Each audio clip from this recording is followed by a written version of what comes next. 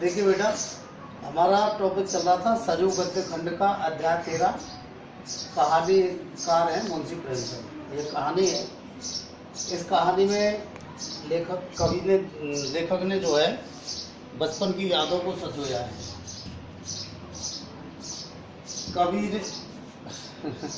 लेखक ने, कहानीकार ने ये बताने का प्रयास किया है कि पद और प्रतिष्ठा पा जाने पर व्यक्ति के बीच में वो नैसर्गिक संबंध नहीं रह पाता जो बचपन में रहता है। एक आदमी अगर बड़ा बन गया तो वो बड़े के हिसाब से ही व्यवहार करेगा। एक आदमी गरीब रह गया वो उसी हिसाब से व्यवहार करेगा। चाहे बचपन में दोनों मित्र थे, बिल्कुल जो है हर प्रकार का बर्ताव समानता से करते थे, लेकिन उस स्थिति में वो बर्ताव नहीं रह पाता। इस कहानी का मूल सारांश मैंने कल बताया था आपको। कहानी को आगे बढ़ाते हुए हम जो है आज चलते हैं। लेखक ने आगे अपने घटनाक्रम में वो उस कहानी पर चर्चा करते हुए कहते हैं कि बचपन में बच्चों का प्रातःकाल जो है घर से निकल जाना, पेड़ पर चढ़ जाना, टहनियाँ काट करके गुल्ली डंडा बनाना और लड़ाई झगड़े करना, सरल स्वभाव जिनमें छूत अछूत का कोई भेदभाव नहीं, गरीब अमीर का बिल्कुल भेदभाव नहीं और किसी प्रकार का कोई भेद नहीं रहता था। जिनमें जो अमीराना जो चौंचलेबाजी होते हैं, जो प्रदर्शन होते हैं, दिखावे उनके, जो अभिमान होता है, उसकी कोई गुंजाइश नहीं रहती थी। ये बचपन का व्यवहार होता है। यह जो है इस व्यवहार को वो उस स्थिति में भूल नहीं पाते थे, समानता का व्यवहार करते। इधर गया और जो है कथा नायक है वो गुल्ली डंडा खेलते हैं और उनमें इसी प्रकार का व्यवहार होता है। घर वाले बिगड़ रहे हैं, पिताजी जो है चौके पर बैठे हुए बेग से रोटियों पर अपना क्रोध उतारते हैं। अम्मा जी दौड़ दौड़ करके बार बार में दरवाजे की ओर देखने जाती हैं कि बेटा कहीं अब तक नहीं आया। इस प्रकार का वो वातावरण रहता है। कथानायक इस बात को इसी प्रकार से सोच रहे थे, तभी जो है उनकी टूटी हुई नौका की तरह उनका वो पुराना भविष्य याद आया।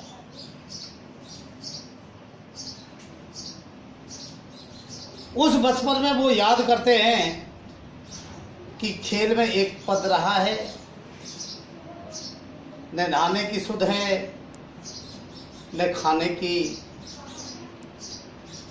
गुल्ली है तो जरा सी, पर उसमें दुनिया भर की मिठाइयों का मिठास और तमाशों का आनंद भरा हुआ है। मेरे हमजोलियों में एक लड़का, लेखक कहते, कथानायक कहते हैं इस बात को कि मेरे हमजोलियों में एक लड़का गया नाम का था। किस नाम का था? गया नाम का। लेखक से 2-3 साल बड़ा था। वो इस तरह जो है लपकता था गुल्ली पर जैसे छिपकली कीड़ों पर लपकती है। मालूम नहीं उसके माँ बाप थे भी या नहीं, कहाँ रहता था, क्या खाता था, पर हमारे गुल्ली क्लब का चैंपियन था वो, जिसकी तरफ वह होता था उसकी जीत निश्चित थी। हम सब उसे दूर से आते देखते तो उसका दौड़ करके स्वागत करने जाते और उसे अपना गोइया बनाते। गोइया कहते हैं अपना भीड़ू, जो सामान्य भाषा में अपन के कहते हैं ना अपना भीड़ू, तो अपना भीड़ी बनाते वो। एक दिन गया और लेखक दोनों जो है खेल रहे थे। गया पधा रहा था, लेखक पद रहा था, कथानायक पद रहा था। पर कुछ चिंता की बात, कुछ विचित्र बात यह है कि हम जितना पदाने में मस्त रहते हैं उतने पदने में मस्त नहीं रह सकते। जब व्यक्ति खुद पदता है तो उसे दिक्कत होने लगती है, वो बेईमानी पर उतारू होने लगता है। तो पदना तो 1 मिनट का भी अखरता है। तो कथानायक जो है अपना गला छुड़ाने के लिए तरह तरह की चालें चलने लगे। गया से अपना पीछा छुड़ाने के लिए तरह तरह की चालें चलने लगे, जो ऐसे अवसर पर शास्त्र बेहतर न होते हुए भी क्षमा करने योग्य तरह तरह की बेईमानी करते खेलों में। अब शास्त्रों में ऐसी बेईमानी नहीं लिखी, लेकिन फिर भी क्षमा करने योग्य होती है इस प्रकार की बेईमानी, क्योंकि खेलों में ऐसी चालें चली जाती हैं, ऐसी बेईमानी की जाती है। तो लेकिन गया अपना दांव दिए बगैर पीछा छोड़ने वाला नहीं था। कथानायक घर की ओर भागने लगा।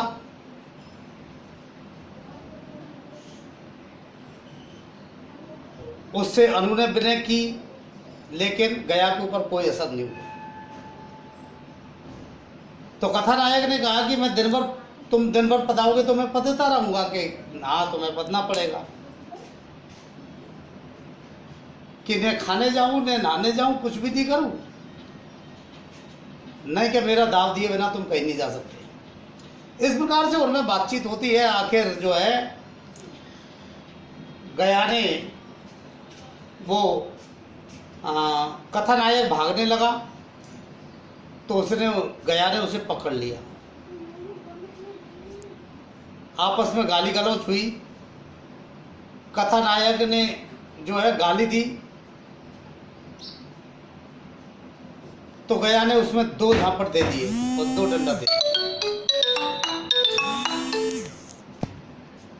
और उसके बाद वो चीखने चिल्लाने लगा तो गया उसको छोड़ करके भाग गया। कथानायक ने घर जाकर के ये बात कही, किसी से नहीं कही, किसी को नहीं बताया।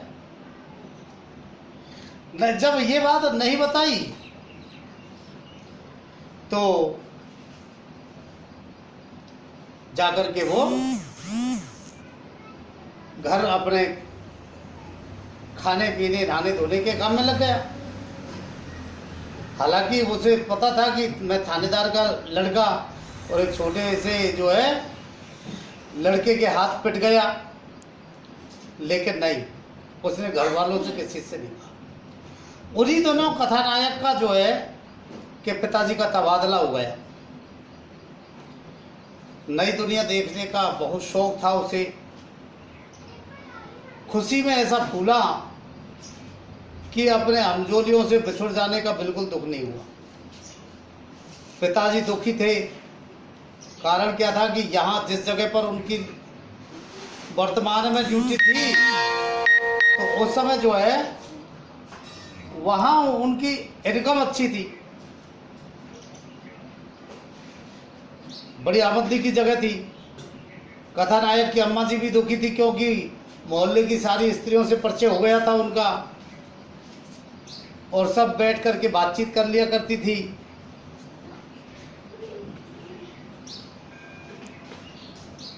तो इसी प्रकार से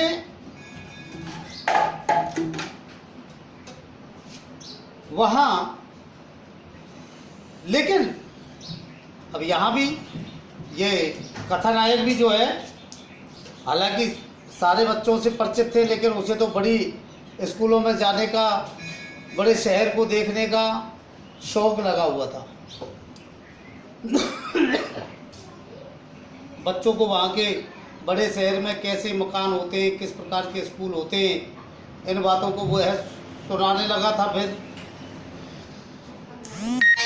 तो सुना था, उसे बड़ी, बच्चों को जो है बड़ी खुशी हुई, आश्चर्य हुआ। इस प्रकार से तबादला हो गया और वो वहां से चले गए। 20 साल बाद कथानायक इंजीनियर बन गया और उसी जिले का दौरा करता हुआ उसी कस्बे में आ पहुंचा और डाक बंगले में ठहरा। उस स्थान को देखते ही इतनी मधुर वाली स्मृतियां हृदय में जाग उठी कि कथानायक ने छड़ी उठाई और कस्बे की सैर करने निकल पड़ा। आंख किसी प्यार से पथिक की भांति जो है बचपन के उन स्थानों को देखने के लिए तरस उठी जहां पहले गया के साथ में गुल्ली डंडा खेला करता था। उन स्थानों को देखने के लिए आंखें तरस उठी।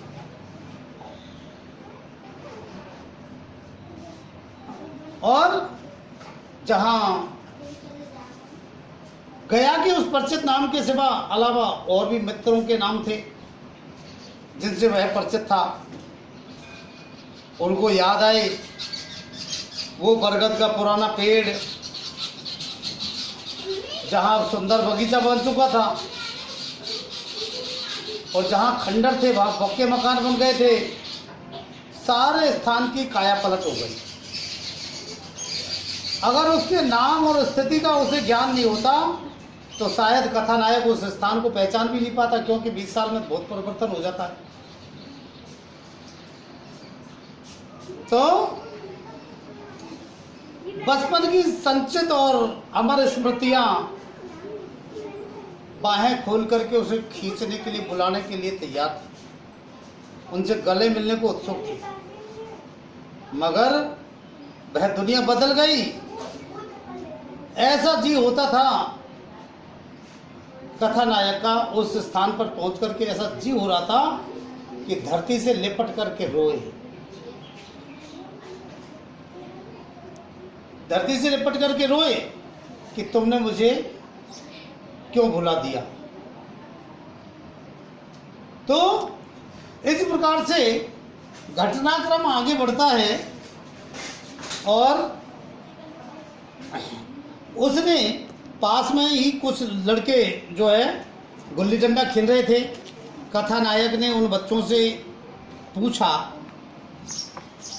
क्यों भाई, यहाँ कोई गया नाम का लड़का है, गया नाम का आदमी है? तो उन लड़कों ने कहा कि हाँ हाँ।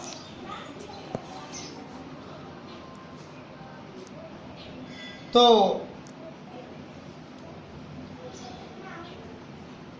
उन्होंने पूछा, हाँ एक है, तो उसको बुला करके लाओ, उसे बुला करके लाओ। तो एक लड़का गया और उसे बुला करके लाया। थोड़ी देर में ही वो गया जो है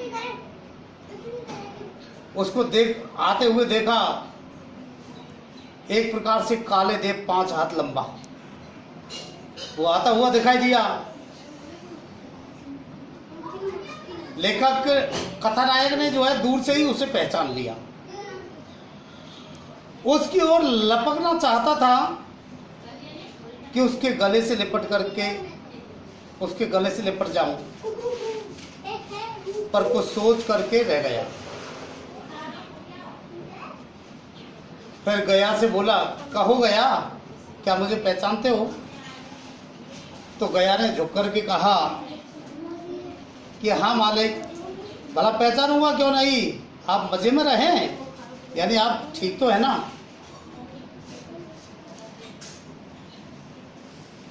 उन्होंने कहा कि हाँ मैं ठीक हूँ और तुम कैसे हो। कि उन्होंने कहा कि मैं डिप्टी साहब का साइंस हूँ।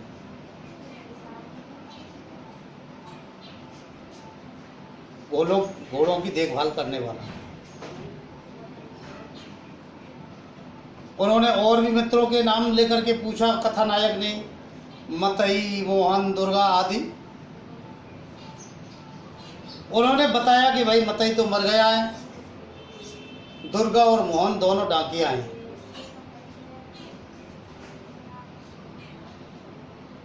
उसने कहा कि भाई मैं तो जिले का इंजीनियर हूँ।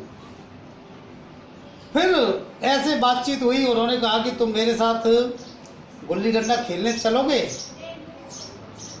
अरे के साहब, अब मैं कैसे गुल्ली डंडा खेल सकता हूँ। तो बहुत उन्होंने जबरदस्ती उनसे की और इस प्रकार से गया वहां खेलने के लिए राजी होता है।